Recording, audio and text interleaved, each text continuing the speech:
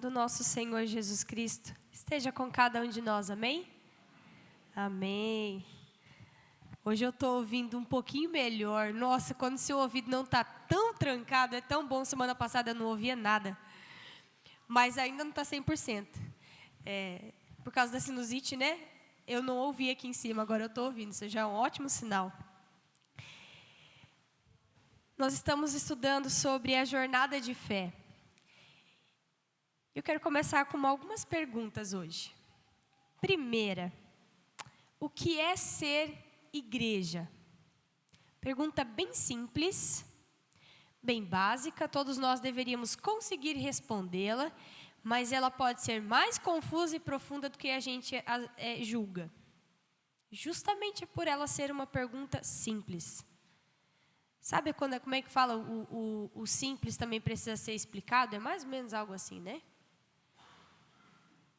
O que é ser igreja? Por que tudo isso aqui existe? Por que a gente tem retiros, capacitações, cursos, cultos, PGs, ministérios? Isso tudo tem um fim em si mesmo? A gente precisa pensar sobre isso de tempos em tempos. Com frequência, eu percebo que o nosso tempo ele tem moldado muito também a nossa forma de ser igreja e de viver igreja. Por quê? Porque o nosso tempo ele tem focado em oferecer às pessoas e em dizer às pessoas que elas precisam ter boas experiências. Então, o entretenimento, o entreter é algo que tá muito forte. E vou dar um exemplo para vocês. Quando alguém faz uma propaganda de uma comida, a pessoa não vende mais o sabor da comida. Ele vende o quê? Uma experiência gastronômica. Isso é para qualquer coisa.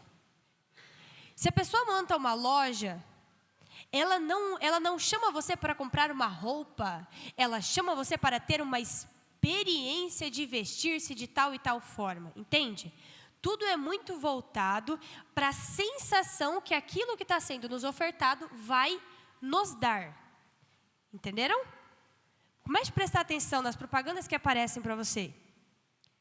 Por que a pessoa está comendo um pedaço de bolo de chocolate na sua frente?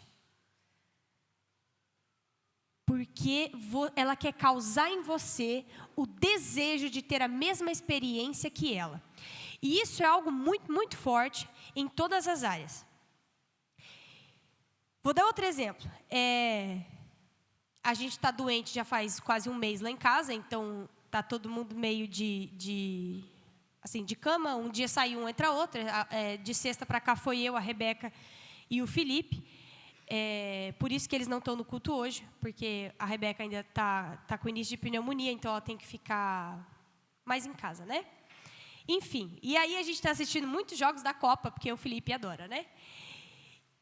E a gente assiste por um canal chamado Casé TV, que eu nem conhecia, mas o Paulinho colocou lá, né? Porque a gente não tem TV, então é pelo YouTube. E aí o Paulinho comentou uma coisa muito interessante, que esse pessoal, eles têm um atraso na sua transmissão, de não sei quantos segundos. E no Jogo do Brasil, na sexta-feira, tinha mais de 15 milhões de pessoas naquele canal. O que aconteceu? Travou o canal várias vezes. Então, saía fogos na cidade, o Paulinho falava, saiu o gol. Cadê o gol? Não estamos assistindo o gol. E é interessante que isso virou meme depois, no Instagram, né? Isso é um grande problema para eles. Sabe por quê? Porque se as pessoas que estão assistindo começarem a perceber que isso vai se repetir, isso vai dar uma sensação nelas de frustração, que pode ser que leve a elas a procurar outro lugar para assistir. Interessante? Eles estão muito preocupados, e isso é válido. O canal está muito preocupado em ter a melhor narração, a melhor imagem, os melhores comentários, a fazer tudo melhor. Por quê? Porque eles estão transmitindo todos os jogos da Copa. Isso tem um custo e eles precisam ter retorno. É um entretenimento. É o trabalho deles. É assim que funciona. Então, eles precisam ocupar-se em dar o melhor entretenimento para o seu público, para não perder o público. Isso é lógico. O mercado funciona assim. Entenderam? Mas a igreja funciona assim? Eu posso dizer para vocês hoje que eu tive uma linda experiência no louvor. Glória a Deus. Não com o louvor, mas com Deus. Foi lindo ouvir a igreja cantar, foi lindo poder orar durante o louvor. Foi maravilhoso. E Deus nos dá experiências com Ele maravilhosas. Mas nós somos igreja para ter experiências com Deus? Para que nós somos igreja? Experiências são maravilhosas. E Deus, Ele é tão bom, tão cheio de graça, que Ele de tempos em tempos nos dá os seus presentes de graciosos e misericordiosos da sua glória e da sua majestade, para que a gente saia daqui reabastecidos, né? Mas isso é a nossa base, como é de um programa de televisão ou de um vendedor de comida? O que é ser igreja? A gente vem ao culto procurando satisfazer os desejos do nosso coração. Eu preciso de uma igreja que tenha isso, isso, isso. Eu gosto daquela igreja por causa disso, disso, daquilo. A gente vai a Jesus para que Jesus resolva os nossos problemas. E vejam bem, não é que Jesus não pode, não é que Jesus não queira. Mas a razão primeira do nosso coração de buscar a Jesus é para que Ele satisfaça os desejos do nosso coração? Será que é por aí que a palavra de Deus nos direciona? Pensa bem. Nós estamos falando esse mês sobre a jornada de fé. E nessa jornada nós vimos algumas etapas. A primeira etapa é quando Jesus nos insere na jornada, por um convite dele próprio ou de algum discípulo dele, como a gente viu de Filipe e Natanael. E a gente entra nesse caminho, a gente entra nessa estrada, a gente entra nessa jornada. Na semana passada a gente viu que nessa jornada Jesus faz algumas paradas com a gente para nos ensinar algumas coisas. Naquela altura ele precisava ensinar Tiago e João e os outros 10 a amadurecer. Ensiná-los muitas coisas sobre o reino de Deus que eles ainda estavam um pouco imaturos para entender. E depois que ele já ensinou um pouco, o que ele faz? Quero convidar vocês a abrir sua Bíblia lá em Lucas capítulo 10. Lucas capítulo 10.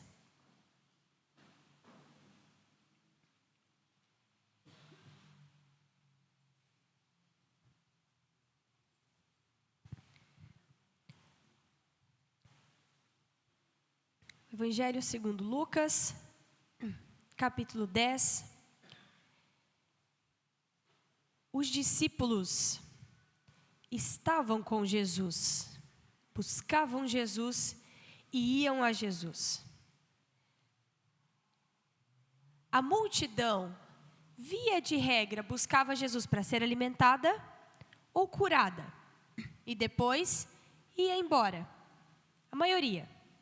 Os discípulos ficavam, porque de Jesus eles também aprendiam. É diferente da multidão, certo? Eles eram mais próximos, eles estavam aprendendo com Jesus. Só que uma coisa muito interessante é que Jesus não ensinou os discípulos para ficar debaixo da saia dele.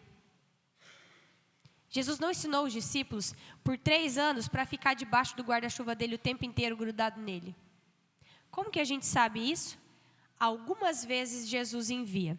Já no capítulo 8 ou 9, deixa eu conferir. Já no capítulo 9, Jesus envia os 12. Vão pelas cidades, curem, expulsem demônios, façam milagres e avisem que o reino dos céus está próximo. Os 12. Aqui, no capítulo 10, tem 70 ou 72 discípulos, depende da tradução que você vai ter. Existe uma diferença aqui, e a diferença não é de tradução. A diferença é dos manuscritos originais, digamos assim. Existem essas duas interpretações. O envio dos 70 ou o envio dos 72. A NVI fala 72 discípulos. É um segundo momento em que Jesus fica e ele diz, vai. Vai que agora chegou a hora de vocês. Eles estavam prontos?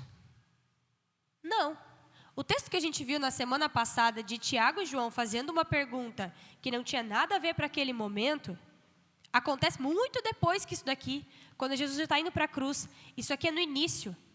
Jesus ensinou um pouco e já disse, dei autoridade para vocês, vão e só anunciem que o reino de Deus está chegando. Eles não sabiam tudo. Eles não eram super letrados nos evangelhos e na vida de Jesus para poder sair por aí ensinando. Mas já aqui, Jesus começa a enviá-los. Isso aqui é um treinamento na jornada. Vamos ler o texto? Você pode deixar sua Bíblia aberta, a gente vai ir lendo e eu vou explicando o texto. Lucas 10, versículo 1. Depois disso, o Senhor designou outros 72 e os enviou de 2 a 2, adiante dele, a todas as cidades e lugares para onde ele estava prestes a ir. E lhes disse, a colheita é grande, mas os trabalhadores são poucos. Portanto, peçam ao Senhor da colheita que mande trabalhadores para a sua colheita. Vão, eu os estou enviando como cordeiro entre lobos. Não levem bolsa, nem saco de viagem, nem sandálias, e não saúdem ninguém pelo caminho. A gente vai discorrer sobre esse texto e eu vou colocar 10 pontos para a gente aprender, porque é um texto muito rico. Eu nem vou entrar tão a fundo nele, porque tem muita informação. Mas vamos lá. O primeiro, peçam por trabalhadores. Depois eu vou voltar em alguns outros pontos. Mas o primeiro que eu quero reforçar, peçam por trabalhadores. Jesus estava diante de 72 discípulos. Às vezes a gente pensa que de discípulos Jesus tinha só 12. Não. 12 eram os mais próximos, que eram os apóstolos. Dentre desses ainda tinha os 3, Pedro, Tiago e João, que eram os mais íntimos. Mas Jesus tinha mais discípulos do que esse. Lá na crucificação, por exemplo, aparece já alguns a mais. Em Atos já aparecem outros. Aqui já tem 72. E ele diz para eles, olha, orem a Deus e peçam por mais trabalhadores. Vai precisar de mais gente. Uma coisa que a gente pode aprender desse versículo. A gente pode orar, e precisa orar, e deve orar, para que Jesus levante pessoas para servir no reino de Deus. A gente precisa orar, por exemplo, para vocês terem uma ideia, hoje a nossa igreja passa por uma crise nas faculdades de teologia. Uma faculdade de teologia da nossa igreja já fechou. Porque não existem mais estudantes querendo fazer teologia. Não existem mais tantas pessoas querendo servir no ministério de tempo integral no pastorado. Isso é motivo de oração. A gente precisa orar por isso.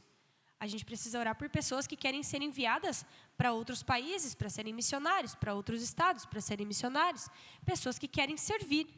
Isso é motivo de oração. Isso pode estar nas nossas orações diárias. Jesus diz, peçam por trabalhadores. Sempre vai ser pouco. Ou seja, a seara, o mundo é muito grande. Sempre tem onde pregar o evangelho. É um motivo de oração. Segundo, Jesus fala que está enviando esses discípulos como cordeiro entre lobos. O que significa? Qual que é a diferença de um cordeiro para um lobo? O cordeiro é vulnerável. O cordeiro é fraco. O cordeiro é presa. O lobo é predador. O lobo ataca o cordeiro. Por que ele envia como cordeiro entre lobos? Jesus não envia os discípulos para caçar briga. Jesus não envia os discípulos para pregar o evangelho na base do chute e do soco. Jesus não envia os discípulos para enfiar a goela abaixo o reino de Deus. Não.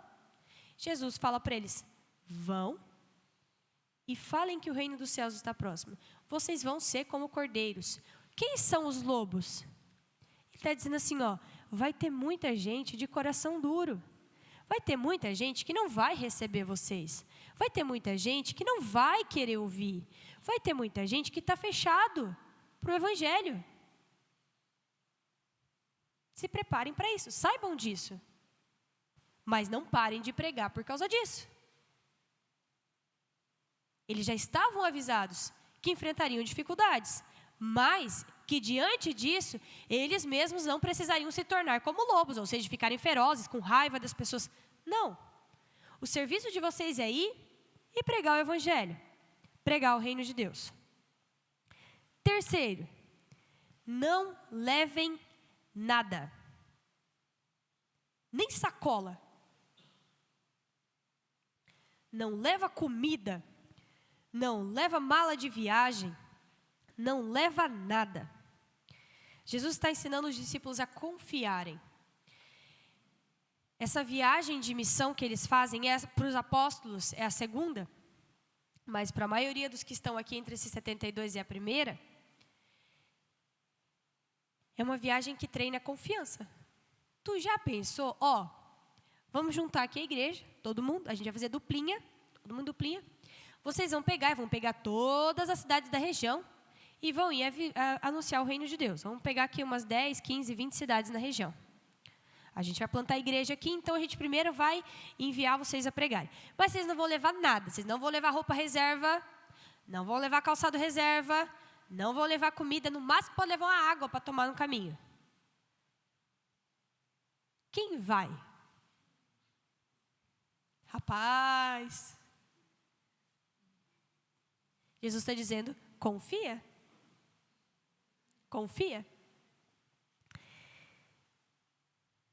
Eu tive uma experiência, não é tão parecida assim, mas que foi interessante, foi quando eu fui para a faculdade de teologia, em 2014, eu não sabia nada, não tinha Instagram e essas coisas naquela época, eu só sabia que existia faculdade, que eu tinha passado no vestibular e que eles estavam me esperando lá, mas eu não sabia de nada, eu não sabia nem chegar direito no lugar. E eu fui com uma mala, eu e a minha colega, que foi junto comigo da comunidade, e a minha mãe. A minha mãe estava louca, minha mãe falou assim, você não sabe se você vai ter a geladeira, você não sabe se você vai ter onde morar. Eu não sei o que deu na minha cabeça, porque hoje em dia eu não faria a mesma coisa, porque eu acho que hoje eu tenho mais medo do que naquela época. Eu falei, mãe, mas lá eu vou ver, lá eu vou dar um jeito.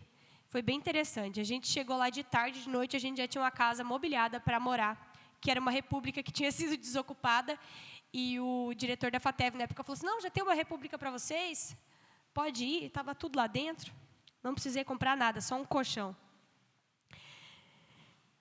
Vamos continuar a leitura. Lucas 10, versículo 5 agora. 5 até o 16. Quando entrarem numa casa, digam primeiro, paz a esta casa. Se houver ali um homem de paz, a paz de vocês repousará sobre ele. Se não, ela voltará para vocês. Fiquem naquela casa e comam e bebam o que derem a vocês, pois o trabalhador merece o seu salário. Não fiquem mudando de casa em casa. Quando entrarem numa cidade e foram bem recebidos, comam o que for posto diante de vocês. Curem os doentes que ali houver e digam-lhes, o reino de Deus está próximo de vocês. Mas,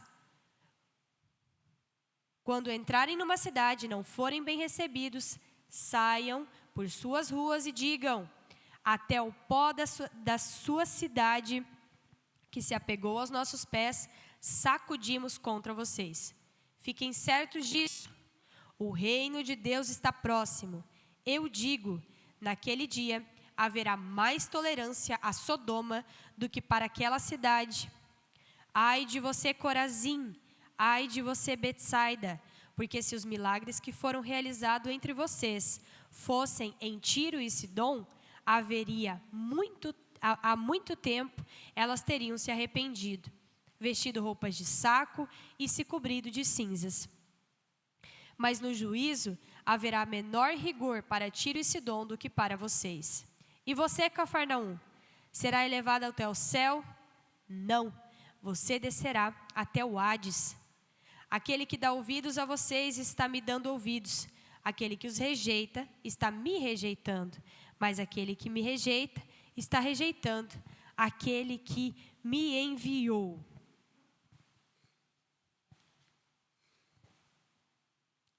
O quinto ponto que eu quero destacar: os sinais do reino. Jesus dá autoridade para esses discípulos, para curar, para fazer milagres e para expulsar demônios. E isso tudo realmente acontece. A gente vai ver no texto que isso acontece e eles voltam fascinados com isso. Só que Jesus lembra aos discípulos de uma coisa muito importante. Todo milagre, toda cura, toda expulsão de demônio, ela não tem um fim em si mesma.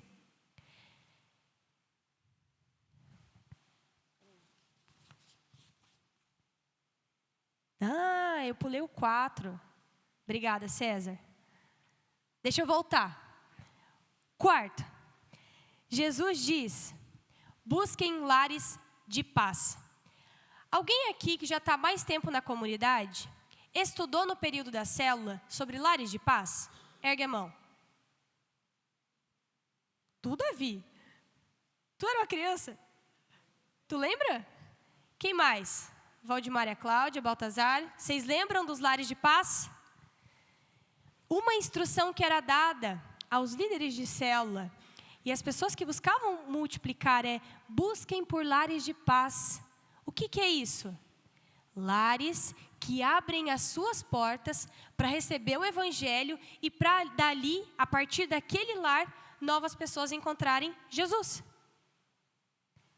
Jesus está dizendo para os discípulos aqui, o lar que receber vocês, que abrir as portas para vocês e que alimentar vocês, esse é um lar de paz.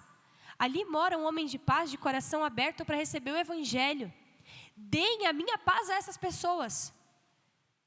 Jesus está dizendo, é um privilégio para essas pessoas receberem vocês.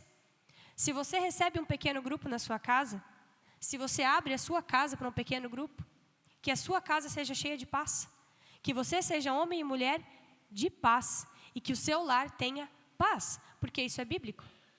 Se você abre a sua casa para que, por meio dela, o evangelho chegue a mais pessoas. Eu sei que tem pessoas aqui da comunidade, mais de uma, casas que já acolheram missionários, que acolheram pastores, que acolheram muitas pessoas que vieram para fazer missão e foram enviados para outros lugares. Que o seu lar seja cheio de paz.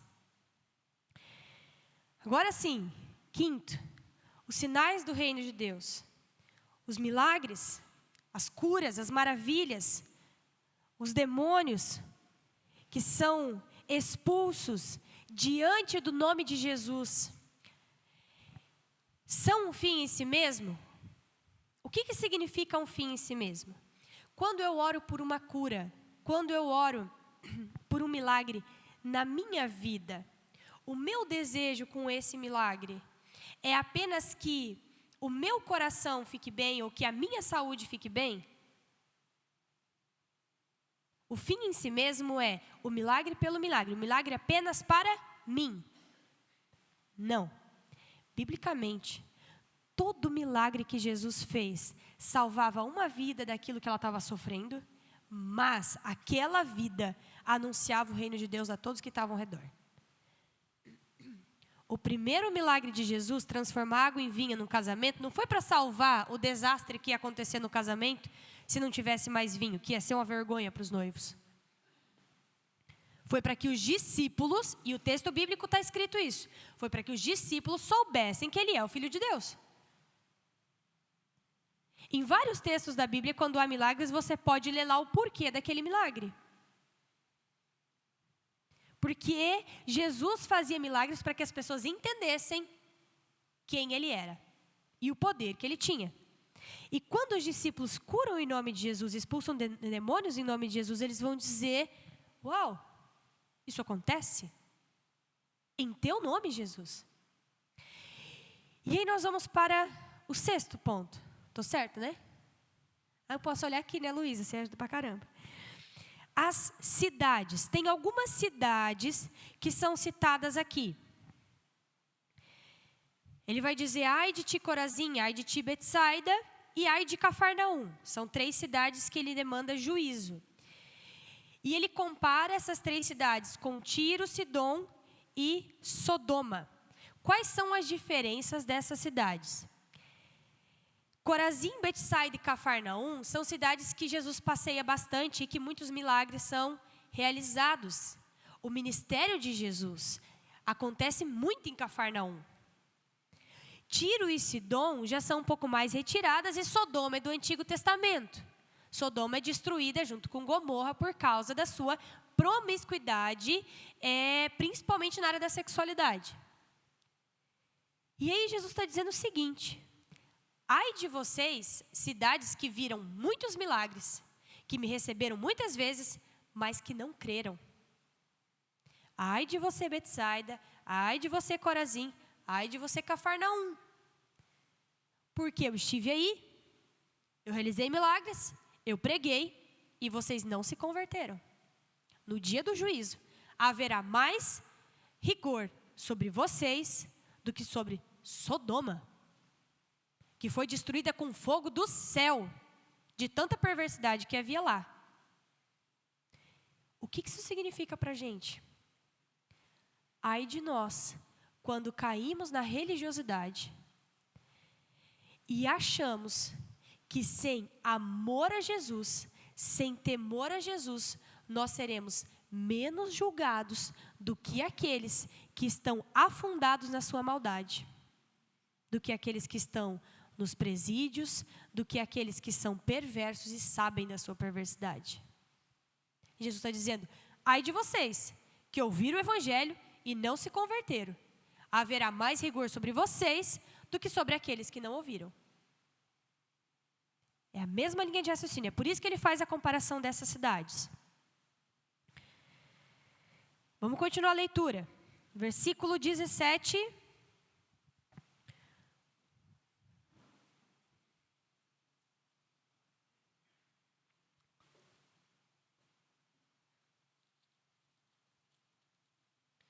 Os 72 voltaram alegres e disseram: Senhor, até os demônios se submetem a nós em teu nome.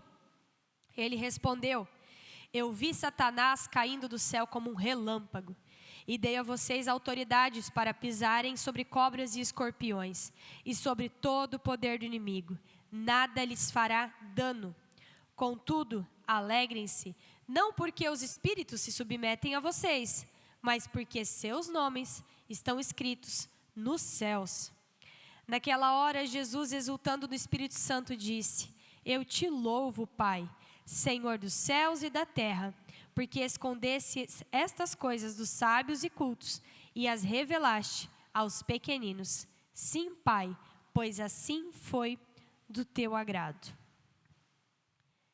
7º ponto: em teu nome. Ali os discípulos entenderam qual é o poder do nome de Jesus. Você já teve algum momento da tua vida que tu entendeu o poder do nome de Jesus? Eu tive uma experiência muito clara e muito marcante no meu período de faculdade, no meu primeiro ano de faculdade, que eu orava por isso. Eu falava: Jesus, eu quero entender isso aqui. Eu quero entender o teu poder. Eu vinha de uma igreja muito tradicional, onde não se falava muito sobre expulsão de demônios, sobre curas. A igreja luterana, em boa parte do país, ela é bem mais tradicional nesse sentido. E aí, na faculdade de teologia, eu tinha muitos colegas do Nordeste. E no Nordeste, cara, eles testemunhavam tanta coisa linda e que tinha acontecido e que eles tinham passado. E eu falava: eu quero isso aí, Deus. Eu quero saber que isso aí é real. E eu estava orando por isso já fazia uns 6 meses. Tem que tomar cuidado com o que a gente ora, tá? E aí, numa bela noite, eu acordei e eu não consegui me mexer. Mas eu estava bem acordada. E aí eu comecei a ficar com muito medo.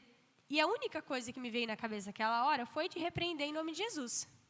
E eu repreendi. Eu, com muito esforço, eu falei: está repreendido em nome de Jesus, está repreendido em nome de Jesus. Quando eu falei a terceira vez, é como se eu fizesse assim, ó. Eu não conseguia olhar para o outro lado. Eu não quis abrir meu olho, eu não quis ver nada. Mas naquele momento, depois que eu orei em nome de Jesus e que eu senti meu corpo se soltar, uma convicção me veio no coração. Eu entendi o que esse texto quer dizer. em teu nome. Eu entendi o que significa o nome de Jesus tem poder. O nome. Só o nome. Você imagina a pessoa. Aquele dia, a convicção que veio no meu coração, aquilo ficou marcado tão forte, tão forte. E eu morava com 2 nordestinas. 2. Uma que se trancava no quarto e adorava por umas 3, 4 horas e orava em línguas. E eu tentava entender e não conseguia. A minha ingenuidade, eu tinha 18 aninhos, ela tinha 40. Eu falava, ô Maria, você podia, né, falar como é que você faz esse tete a tete com Deus, que é muito lindo. E a outra que tinha lindas experiências também, que era de Petrolina. No outro dia, eu fui contar para elas. Eu era muito amadora, gente. Eu era muito amadora, assim. Eu era muito nova, né? Eu tinha 18 anos, elas eram mais velhas que eu. Eu era muito ingênua. E elas falaram, não, Dali, vamos orar agora. E a gente sentou para orar. Eu plena, feliz. A Maria chorando horrores. A Nayane também. Quando terminou tudo, eu abri os olhos e eu falei, tudo bem? Elas, você está doida? Você não viu o que aconteceu? Eu falei, eu não. Eu estava plena. Só da alegria. Mas foi maravilhoso. Porque a partir daquele dia, eu entendi o que os discípulos entenderam aqui nessa viagem. Jesus, em teu nome, os espíritos se submetem. E Jesus falou, sim, eu vi o diabo caindo do céu. O que Jesus quer dizer aqui? O inimigo foi derrotado. Naqueles corações que aceitaram a mensagem que vocês anunciaram, o inimigo foi derrotado. O pecado foi derrotado, a morte foi derrotada. Há pessoas com o coração aberto nas cidades por onde vocês passaram. Mas não se alegrem por essas coisas que vocês viram. Não se alegrem porque os demônios se submeteram. Não se alegrem pelas curas.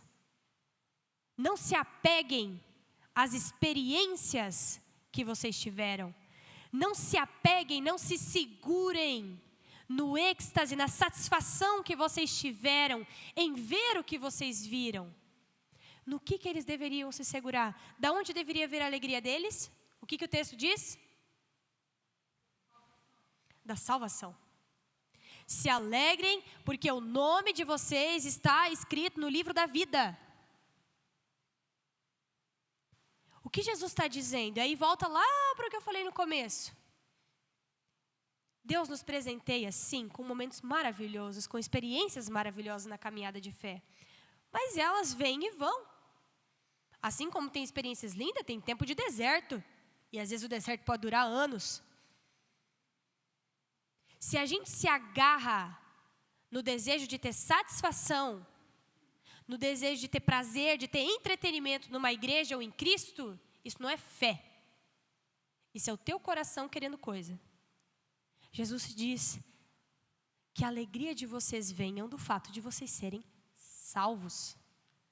Se alegrem porque o nome de vocês está escrito no livro da vida. 8º, a alegria da salvação. Que essa alegria possa transbordar dos nossos corações.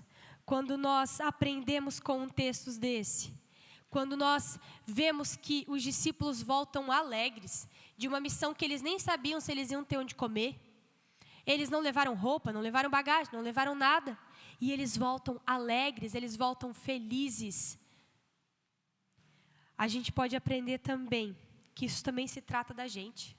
Seguir a Jesus, dar passos nessa jornada com Jesus. É alegre e é feliz quando a gente tem a certeza da salvação e da vida eterna. Na semana passada, a pergunta foi: qual passo Jesus está te chamando a dar na jornada de fé? Essa foi a pergunta que a gente fez na semana passada. Qual passo Jesus está te chamando a dar na jornada de fé? O que Jesus está te ensinando? O que Ele quer mudar em você? Eu espero de todo coração que nessa última semana você tenha aprendido algo, você tenha dado um passo.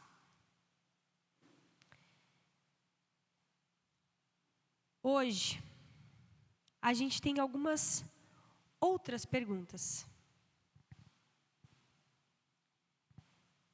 9. Jesus envia os seus. Esse texto nos mostra como Jesus, após nos inserir na jornada de fé e nos ensinar a dar passos nessa jornada, Ele também nos prepara para ir. Ele nos prepara para fazer missão, para ser luz do mundo, para ser sal da terra. Jesus ensina e capacita aqueles discípulos para serem os mensageiros das boas novas. Eles vão às cidades que Jesus ainda ia passar. É o que o primeiro versículo que a gente leu fala. Vão às cidades que eu vou passar e comecem a anunciar o reino de Deus. É para isso que a gente vive igreja. É para isso que a gente faz tudo o que a gente faz aqui. É por isso que a gente vem ao culto. É por isso que a gente aprende a servir. É por isso que a gente participa de um PG. Para sermos inseridos na jornada de fé, processo de conversão, de entrega de vida a Jesus. Para aprendermos de Jesus, sermos moldados no processo de santificação, de transformação, e para ser enviado. Agora, vai.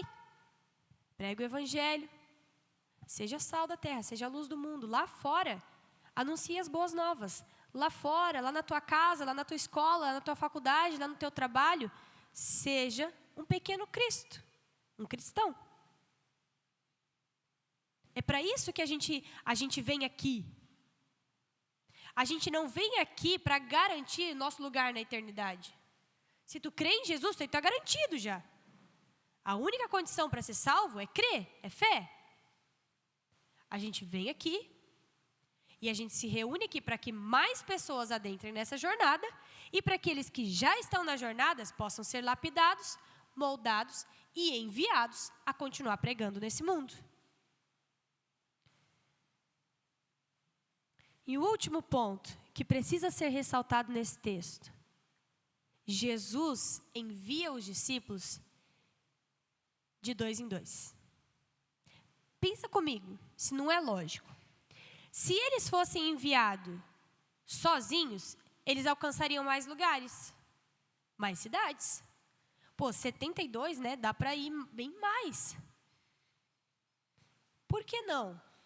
Por que enviar de 2 em 2? E ele faz isso com os 12 também. Por que ele não envia sozinho?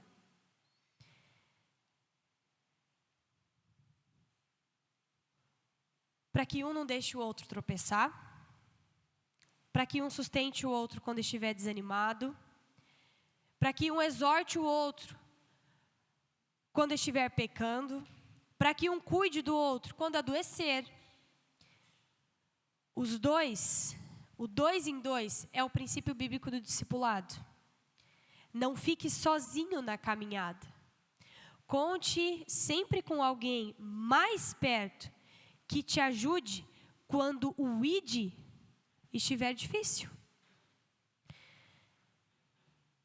Quando houver dúvidas na jornada de fé, quando você precisar ser repreendido, quando estiver se perdendo nas doutrinas desse mundo, alguém que ame tanto a Jesus, que vai te chamar de volta para o caminho dele. Esse é o princípio bíblico do discipulado. Jesus envia de 2 em 2 para que um ajude o outro, para que um não deixe o outro cair. A gente precisa ter alguém mais perto, mais próximo, alguém com quem a gente vai contar, alguém que a gente vai dar liberdade para nos exortar, alguém que quando a gente estiver tropeçando na caminhada vai falar, opa, volta, volta. Mas a gente precisa buscar por essa pessoa, a gente precisa autorizar alguém para ser assim na nossa vida. O que eles anunciavam? O reino dos céus está próximo. É o mesmo anúncio que faz João Batista. Sabe por que eles anunciam isso? Porque quando Jesus passa por aquelas cidades e ele é questionado, quando ele vai pregar para os fariseus, ele diz assim: arrependam-se e creiam, porque o reino de Deus está entre vocês. Ele era o reino de Deus que estava próximo. Ele iria depois dos discípulos. Ele envia os 72 e depois ele vai para aquelas cidades. Com certeza os discípulos precisaram confiar, os discípulos precisaram ter fé, os discípulos precisaram saber que eles iam ser sustentados nessa caminhada por pessoas que o próprio Espírito Santo iam colocar, que eles nem conheciam ainda. E eles voltam alegres com aquilo que eles viram e com aquilo que eles viveram. O que esse texto falou contigo hoje? Onde a palavra te encontrou, te confrontou, e onde você viu a graça de Jesus dizendo, é por aí mesmo, meu filho, continua nessa jornada.